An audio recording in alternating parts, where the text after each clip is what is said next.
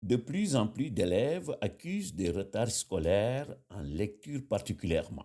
Il faut rappeler que la lecture n'est pas une tâche facile. Elle est complexe, devrait-on dire.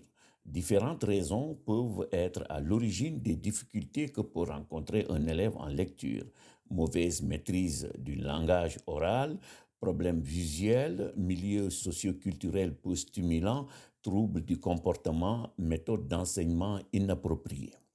Il faut savoir qu'on ne naît pas lecteur, on le devient en s'exerçant. Un article de Ziegler permet de comprendre le mécanisme en jeu.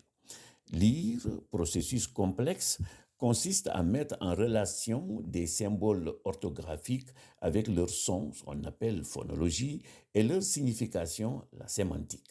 Avant de prendre le chemin de l'école, l'enfant connaît, grâce à l'acquisition du langage oral, la forme phonologique et la signification d'un grand nombre de mots, ce qu'on appelle le lexique phonologique.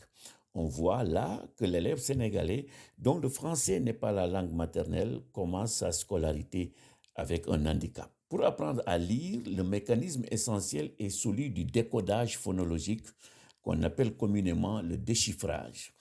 Il permet à l'enfant de récupérer en mémoire la forme phonologique des mots dont il connaît déjà la signification. Dans un système d'écriture alphabétique comme le français, la récupération de la forme phonologique à partir de l'écrit est facilitée par le fait que le mot se décompose en unités sonores, dites phonèmes, qui correspondent assez fidèlement aux lettres ou groupes de lettres. C'est le principe alphabétique. En théorie, dans le système alphabétique, comprendre et appliquer ce système suffit pour apprendre à lire.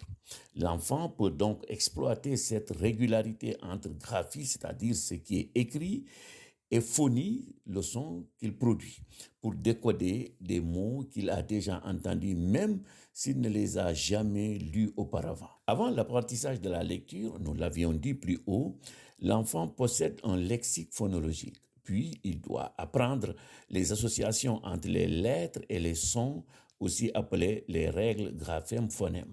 Cet apprentissage est explicite, c'est-à-dire qu'il doit être supervisé par un enseignant, si vous voulez, comme par un adulte.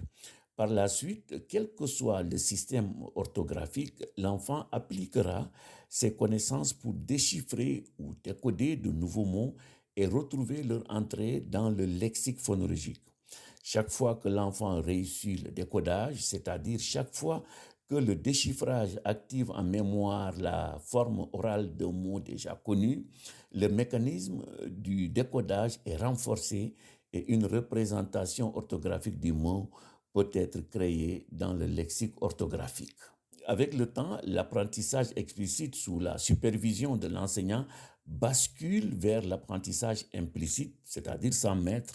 On parle alors de mécanisme d'auto-apprentissage car, comme on le dit chez nous, c'est en forgeant qu'on devient forgeron. Des compétences installées, l'apprenant abandonne la lecture dite sérielle, lire lettre par lettre, pour épouser la lecture parallèle, celle qui prend en compte toutes les lettres en un seul coup d'œil. Vu l'importance du décodage dans ce qui vient d'être dit, il est évident que l'enseignement de la lecture doit d'abord porter sur l'apprentissage systématique du déchiffrage.